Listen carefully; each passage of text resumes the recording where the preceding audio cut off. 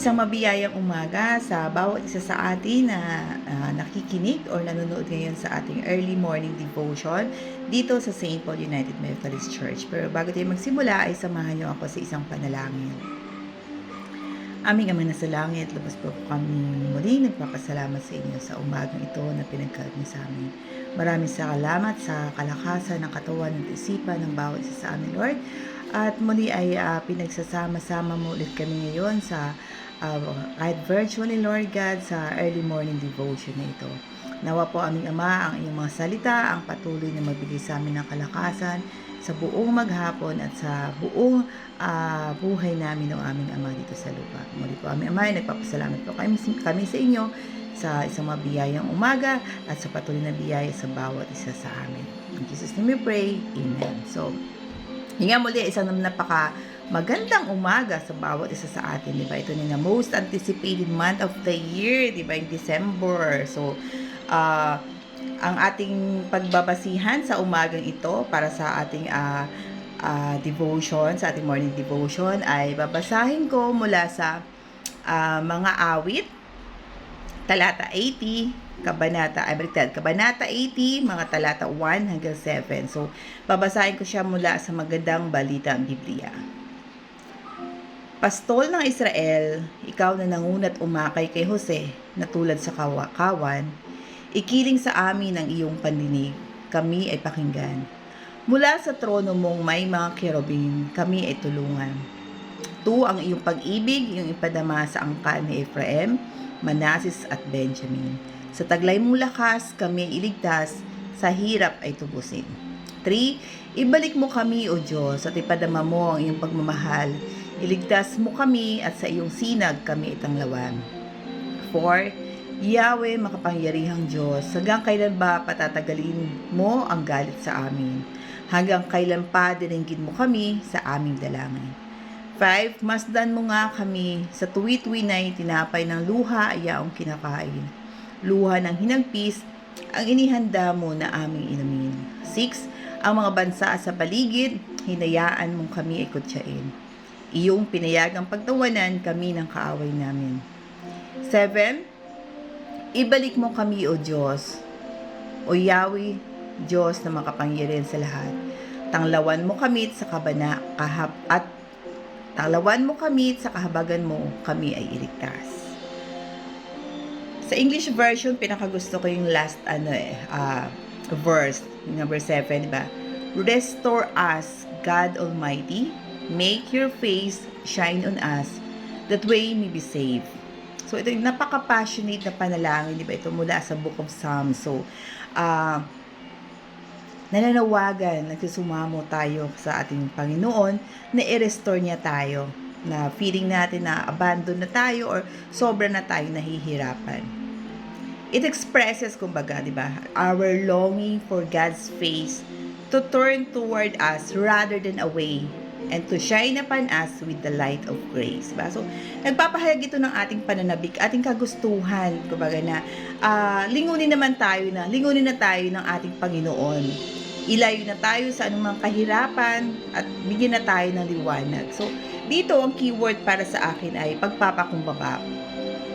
Ang pagpapakumbaba dito ay kahalintulad ng malalim na pagkilala, di ba? Dito sa ating binasa, binigyang diin yung kapangyarihan ng Diyos.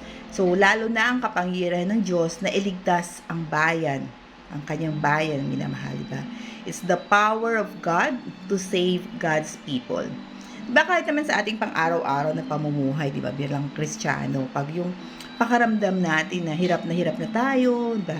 Lubog na tayo sa ating mga problema, yung sa dami ng mga alalahanin, sa ating mga kinakaharap, yung feeling natin wala nang nagre-rescue, para wala na tayong lakas, kumbaga, na lumaban pa, di ba? Gusto natin, di ba, meron tayong kadamay. So, maybe a member of our family, di ba, kaibigan natin, pero minsan pa nga kahit sa mga estranghero, di ba? Parang nandoon yung kagustuhan natin na magkaroon lang tayo ng shoulder to cry on, to lean on, di ba? Ganun. Kasi pakaramdam natin sila yung makapagpagaan, di ba? Magbibigay sa atin ng kahit konti man lang pag-asa, kumbaga, konting push ika nga sa kung anong mga mabigat na dinadala natin. So, December, di ba?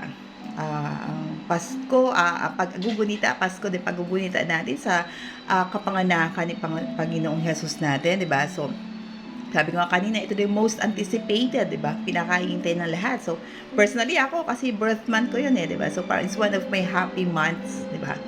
So, pero sabi nga, sana, sabi nga ni Pastora kanina, di ay sa ating nung linggo, sa kanyang homily, sabi niya, sana ang dahilan ng pagiging excited natin sa paggunita, sa birth nga ni Jesus ay hindi dahil sa mga natatanggap natin mga regalo, di ba, sa maraming mga parties, mga ganyan, or sa mga malulutong na bills, or yung mga transfer sa ating mga e-wallet or bank account.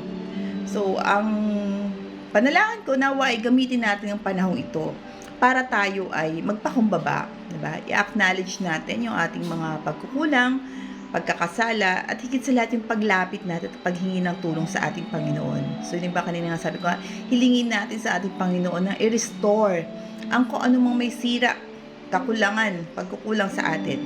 Sa aspeto man ito ng pisikal, mga karamdaman natin, naway bigyan tayo ng kagalingan ng ating Panginoong Jesus.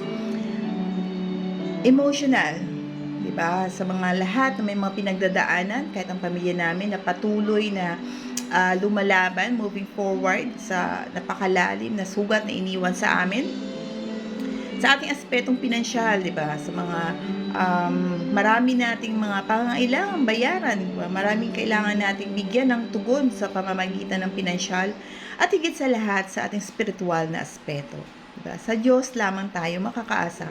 Kaya tayo ay magtiwala, tayo sa pagtitiwala at sa patnubay ng Diyos kaysa sa ating mga personal na pangunawa, diba? No, not lean on our own understanding, diba? Sabi nga, so knowing God that He offers an unshakable foundation, diba? At siya ang magbibigay sa atin, magtutuwid ng ating landas. So dahil higit sa ano paman at sinuman, ang ating Panginoon sa pamamagitan ng kanyang anak na si Jesus, ang tanging makapagbibigay sa atin ng pag-asa, pag-ibig, kaligayahan at kapayapaan. Sa isang mapagpalang Pasko at masaganang parating na bagong taon sa lahat, lalong-lalo na sa aking pamilya ng St. Paul United Methodist Church. God bless us all. So, samahan niyo ako sa ating panghuling panalangin. Aming Ama, patuloy ka po namin pinupuri sa buhay ng bawat isa sa amin, o aming Ama, Lord. Alam po namin ang bawat isa sa amin ay may kanya-kanyang pinagdadaanan, o aming Ama. May kanya-kanya kaming journey na tinatahak, Lord God. Pero alam po namin, aming Ama, sa aming pagpapakumbaba, sa paghingi namin ng tulong sa inyo, Lord, ay patuloy niyo pong palalakasin ang aming mga puso, Lord God, ang aming pisikal na pangangatawan, o aming Ama. Alam po namin na nandiyan kayo parati sa amin, Lord God. So kung anumang paghihirap na pinagdadaanan namin, aming Ama, kayo po ang aming tanging pag-asa, Lord God. Kahit patuloy po kami sumasama sa inyo, patuloy po kami humihiling, aming Ama, ng tulong. Pagalingin, paghilumin niyo po ang bawat isa sa amin. So kung anumang mga pinagdadaanan namin, Lord God, samahan niyo po kami sa anumang mga pagsubok na darating pa sa aming buhay, Lord God. Kayo po, Lord God, ang aming kalakasan, ang aming pag-asa, o aming Ama. At patuloy po kami nagpapasalamat sa inyo, Lord, sa mga biyaya na patuloy yung pinagkakaloob. Hindi lamang sa pamilya ng bawat isa sa amin, Lord, kundi maging sa mga kasamahan namin, sa aming mga pang-araw-araw na pamumuhay, Lord God. Kaya patuloy po kami nagpupuri, nagpapasalamat sa inyo, aming Ama, Lord God.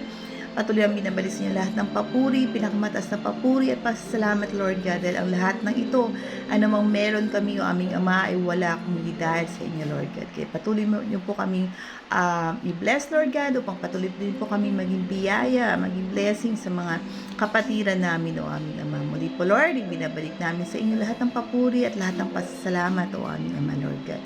Ito nga po aming panalangin at hiling sa tanging pangalan ni Jesus. Amen at amen.